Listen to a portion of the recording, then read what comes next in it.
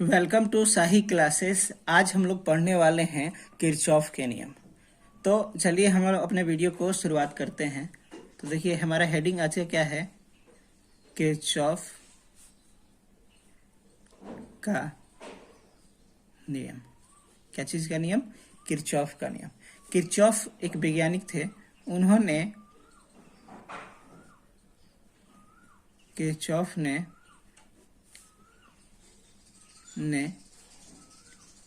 जटिल परिपथ के लिए दो नियम दिए। यानी जटिल परिपथों के लिए किरचॉफ ने दो नियम दिए। तो चलिए हम लोग उस नियमों को पढ़ते हैं। तो सबसे पहला नियम है आपका किरचॉफ का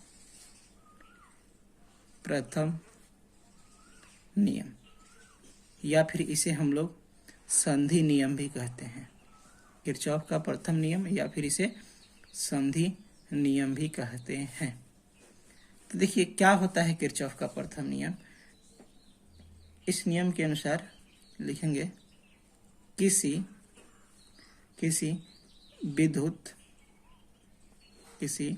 विद्युत परिपथ में किसी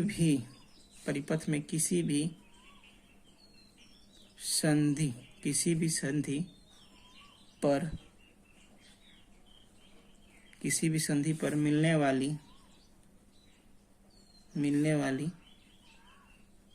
समस्त विद्युत धाराओं का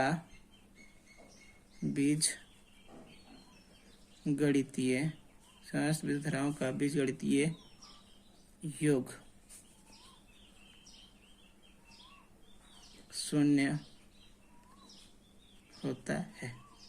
यानी किसी भी संधि पर जितनी भी विद्युत धाराएं मिलेंगी उन सभी का जब हम बीजगणितीय योग करेंगे तो कितना आना चाहिए? 0 आना चाहिए। यानी जब हम कुल धाराओं का योग कितना होना चाहिए? 0 होना चाहिए। तो मान लीजिए हम लोग एक संधि बनाते हैं। मान लीजिए ये हमारा एक संधि है। इस संधि पर विद्युत धाराएं मान लीजिए ये संधि आपका O है।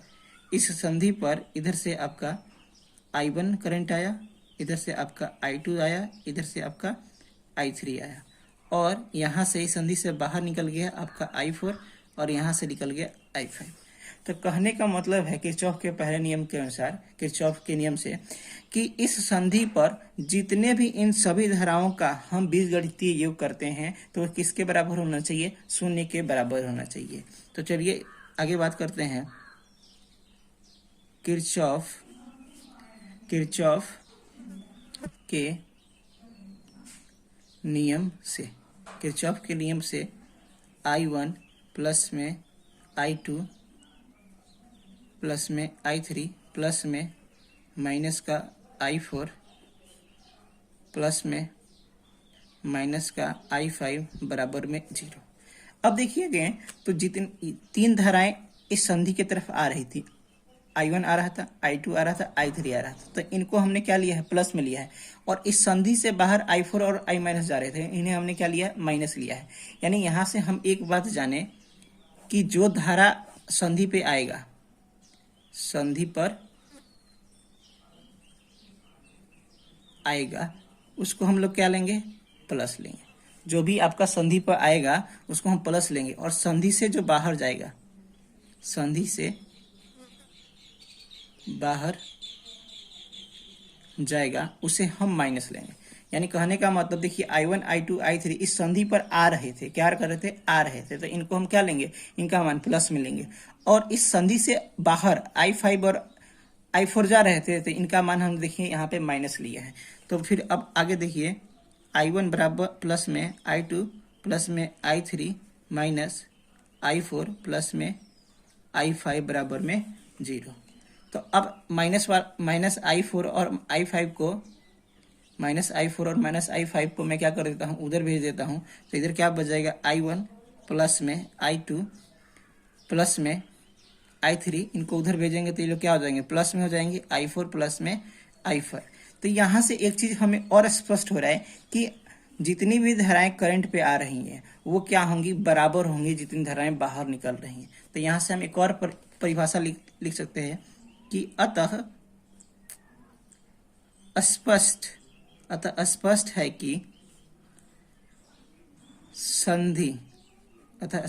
कि संधि की ओर आने वाली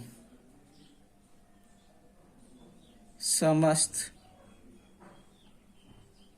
धाराओं का योग संधि से दूर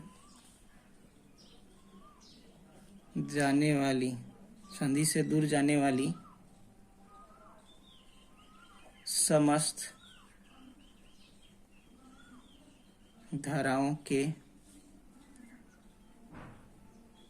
योग के बराबर है।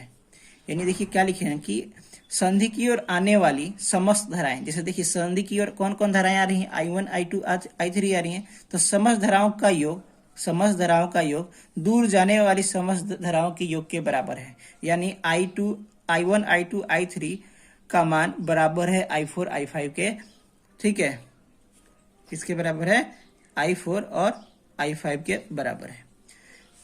अच्छा, ये जो नियम है ना, वो हमेशा याद रखिएगा कि यह नियम आवेश संरक्षण